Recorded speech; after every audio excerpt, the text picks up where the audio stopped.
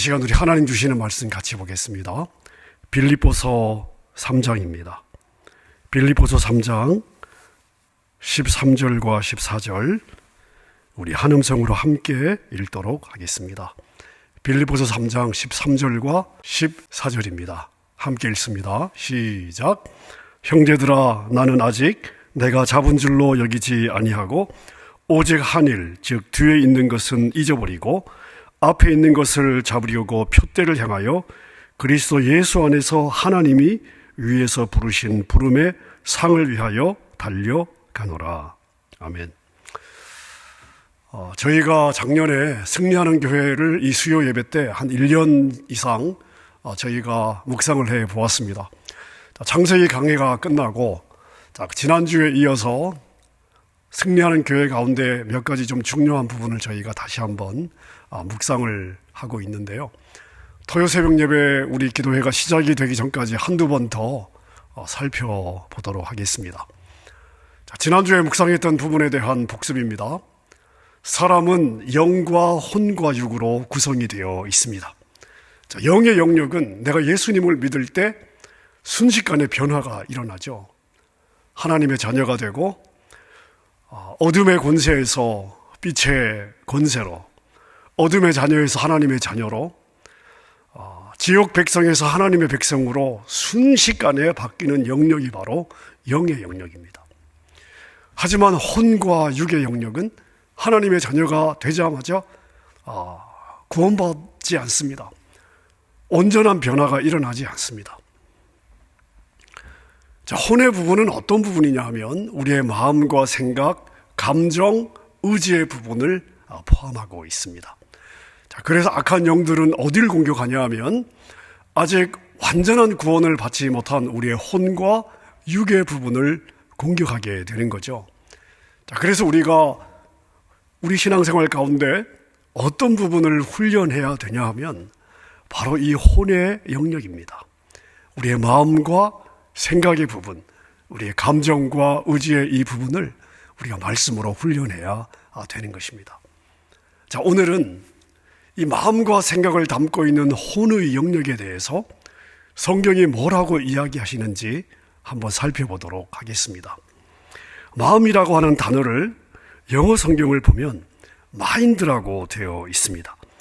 그래서 원어의 의미를 찾아보았더니 깨닫고 이해하는 기능, 지성적 기능, 생각하며 판단하는 기능, 생각이나 느낌, 이렇게 되어 있습니다. 개역 개정에서 마인드라고 하는 단어는 마음으로 번역이 되고 있고요. 킹 제임스 번역을 보면 이 마인드를 거의 다 생각으로 번역을 하고 있습니다. 그러니까 원어로는 같은 단어예요. 그리고 같은 단어이고 영어 성경에는 마인드라고 되어 있는데 개역 개정은 이것을 마음으로 번역하고 있고 킹 제임스는 이것을 생각으로 번역하고 있습니다. 그러니까 성경은 우리의 마음과 생각을 구분하지 않고 하나로 보고 있다는 것을 알 수가 있습니다. 성경에서 마음이라고 하는 부분과 생각이라고 하는 것은 같은 개념이다. 이렇게 우리가 정리할 수가 있겠습니다. 시편 26편 3절을 한번 읽어볼까요? 주께서는 생각을 주께 고정시킨 자를 완전한 평강으로 지키시리니 이는 그가 주를 신뢰하기 때문이니이다. 아멘.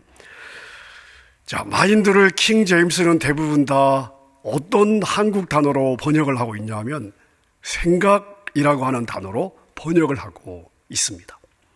그래서 우리가 잘 아는 이 시편 26편 3절을 보니까 주께서는 생각을 주께 고정시킨 자를 완전한 평강으로 이끄신다. 이렇게 말씀을 하고 있습니다.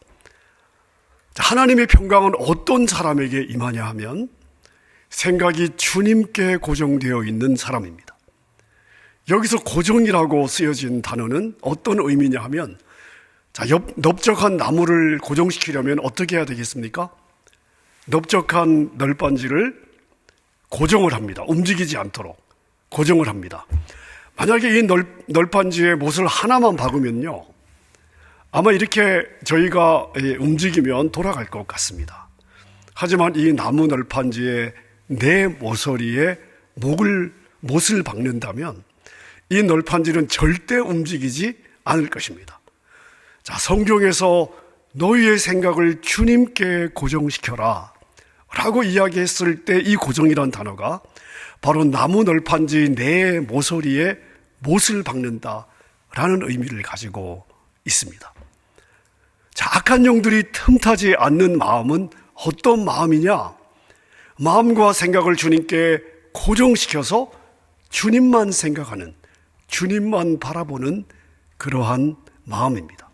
자, 그때 하늘의 평강이 우리 가운데 임하고 하늘의 평강을 누리며 사는 사람의 생각 속에는 악한 영이 틈타지 않는다는 것입니다. 악한 영이 틈탈 여지가 없다는 말이 되는 것입니다. 자, 반면에 마음과 생각이 바람에 흔들리듯 흔들린다고 한번 생각해 보십시오. 자, 바람에도 흔들려요. 얼마나 불안하겠습니까? 불안한 마음은 사단에게 문을 활짝 열어둔 것과 같습니다.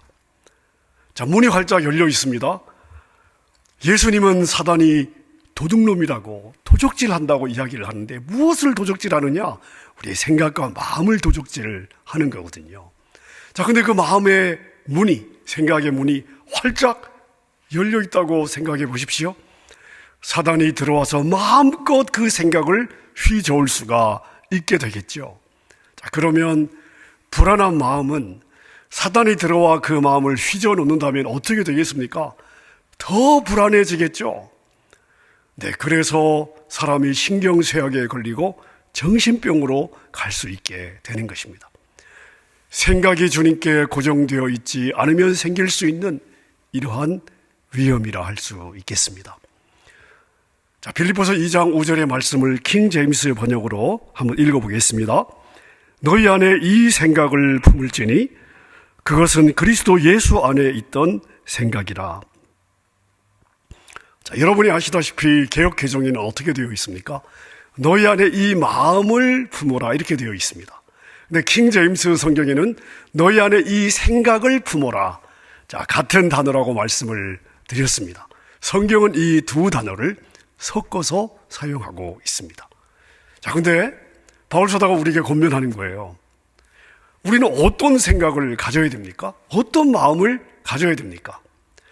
예수님의 생각을 해야 된다는 것입니다. 예수님이 가졌던 생각을 우리가 생각해야 되고 예수님이 가졌던 마음을 우리가 가져야 된다는 거예요. 자, 그럼 예수님은 어떤 생각을 가졌다는 겁니까? 이어지는 구절들을 보면 예수님은 하나님이셨습니다. 자, 근데 하나님이라는 것을 주장하지 않았어요. 그리고 자신이 만든 피조물인 인간의 옷을 입고 이 땅에 오셨습니다. 그리고 그 인간을 구원하기 위해서 그 인간들에 의해서 기꺼이 죽임을 당했습니다. 예수님이 이러한 생각을 가졌다는 거예요. 그리고 너희도 예수님의 바로 이러한 생각을 가져야 한다. 여러분 생각해 보십시오. 예수님은 자신의 특권이 있었습니다. 하나님의 아들이라고 하는 특권이 있었습니다. 창조주라고 하는 엄청난 특권이 있었습니다. 그러한 신분이 있었습니다. 마땅히 주장할 수 있는 권리가 있었습니다. 예수님도 당연히 자존심이 있죠. 자, 그런데 예수님은 자신이 가지고 있는 마땅히 자기가 주장할 수 있는 어떠한 권리도 어떠한 특권도 어떠한 자신의 권리도 주장하지 않습니다. 예수님이 인간을 위해 죽어준들 뭘 얻겠습니까? 자, 그런데 예수님은 인간을 구원하기 위해서 자신이 어떤 멸망의 길을 가고 있는지 알지도 못하는 바로 그 인간들을 위해서 그 인간들을 구원하기 위해서 죽음에서 생명을 주기 위해서 무엇을 하셨어요? 자기 자신을 기꺼이 죽였다는 것입니다. 여러분, 우리가 그 마음과 생각을 품고 살아간다고 생각해 보십시오. 남들이 잘 된다고 질투를 하겠습니까? 남들과 내가 비교를 하겠습니까? 아마 그런 일이 없을 것 같습니다. 그리고 만약 우리가 그러한 생각, 예수님이 가졌던 그러한 생각을 하며 산다고 생각하면 여러분, 우리의 생각 어디에 악한 영이 들어올 틈이 있겠습니까? 자, 그래서 바울 사도는 너희가 예수님의 이 생각을 가져라, 이렇게 권면을 하고 있는 것입니다. 여러분, 우리가 살다 보면 어려움도 생기고 장애물도 만날 수가 있습니다.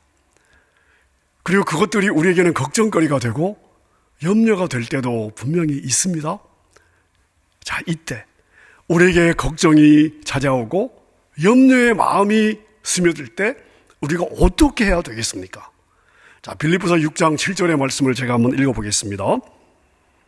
아무것도 염려하지 말고 오직 모든 일에 기도와 간구로 너희가 요청할 것들을 감사와 더불어 하나님께 알리라.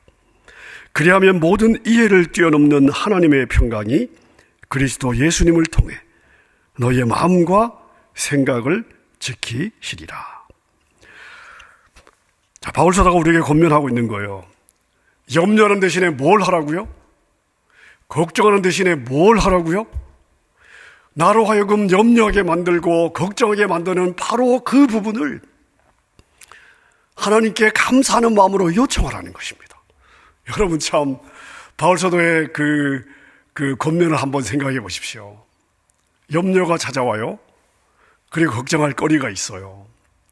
그것을 하나님께 요청하라는 것입니다. 하나님, 나의 이 염려거리를 없애주십시오. 내가 걱정하는 이 문제를 해결해 주십시오. 이렇게 하나님께 요청을 하라는 것입니다.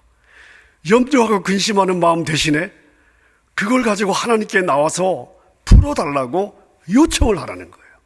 자, 그런데 요청할 때 어떤 마음으로 요청을 해야 되냐 하면 감사하는 마음으로 하라는 것입니다. 감사하는 마음으로. 제가 이 말씀을 묵상해 보니까 이런 생각이 들었습니다. 여러분, 우리의 이 땅의 삶이 다 평안하면 하나님께 기도가 될까요? 내가 과연 하나님께 기도할 거리가 있다고 생각하고 기도를 하게 되겠습니까?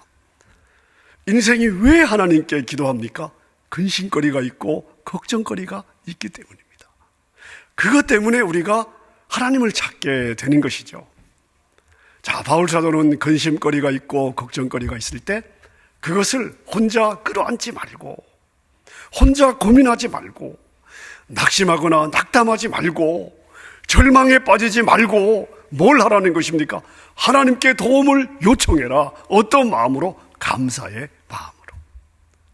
자, 그러면 감사하는 마음으로 나의 걱정거리, 나의 염려거리, 근심거리를 하나님께 알려드리고 도움을 요청할 때 어떤 일이 일어나냐 하면 그 마음에 하나님의 평강이 임한다는 것입니다. 자, 근데 여러분 7절을 보시면요, 이 하나님의 평강을 이야기하면서 바울 사도가 이런 표현을 쓰고 있습니다. 우리의 이해를 뛰어넘는 하나님의 평강이 임한다. 우리의 이해를 뛰어넘는 하나님의 평강이 임한다. 제가 이 말씀을 묵상해 보니까 여러분, 염려거리와 근심거리, 걱정거리로 인해서 내 마음이 불안하고 내 마음이 요동을 쳐요. 자, 그래서 도저히 내가 평강을 누릴 수 없는 상황입니다. 상황은 평강을 누릴 수 없는 상황입니다. 마음이 몰리고 있습니다. 자, 그런데 감사하면서 그 힘든 상황을 하나님께 올려드리고 도와달라고 요청을 하면 어떤 일이 나에게 일어나냐 하면 도저히 말도 안 되는 그러한 평강이 임한다는 거예요. 도저히 어떻게 지금 이런 상황에서 나에게 이런 평강이 임할 수 있을까?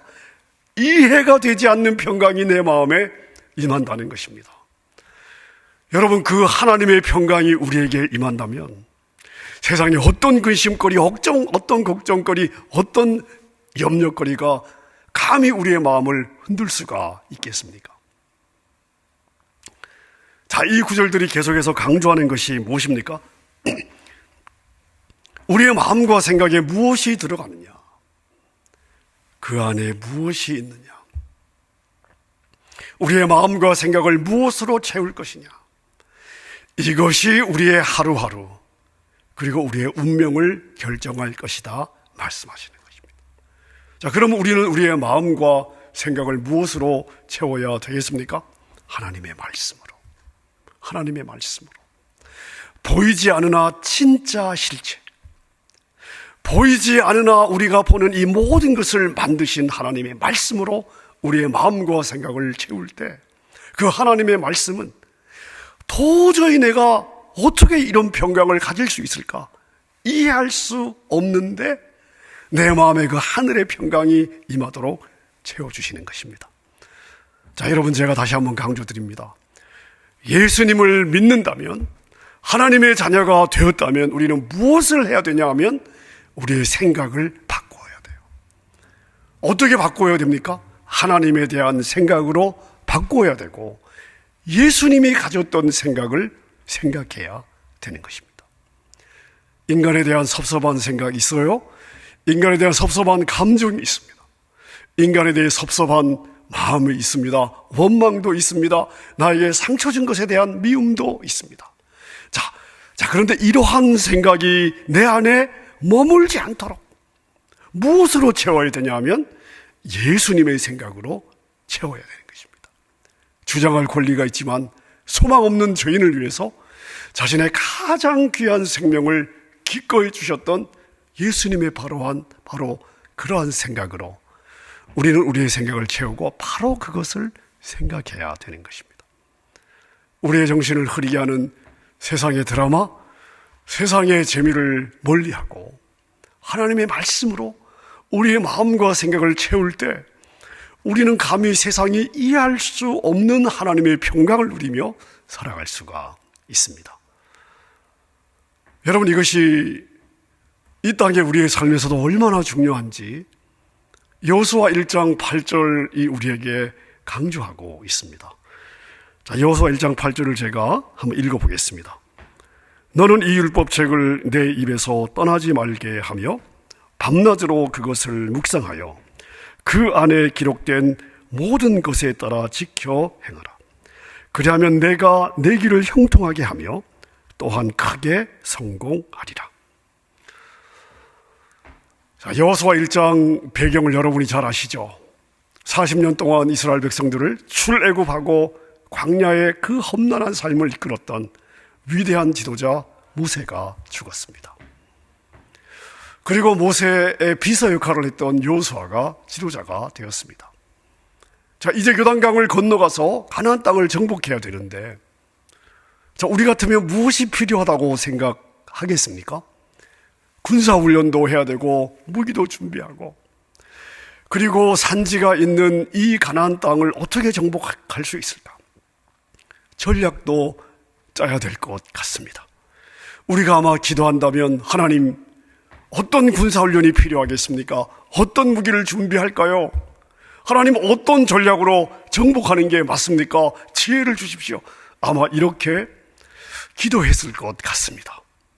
자, 그런데 하나님은 여호수아에게 뭐라고 말씀하십니까? 여호수아야, 너 성공하고 싶으냐? 너 잘되고 싶으냐? 너 전쟁에서 이기고 싶으냐? 너 가나안 정복 꼭 하고 싶으냐?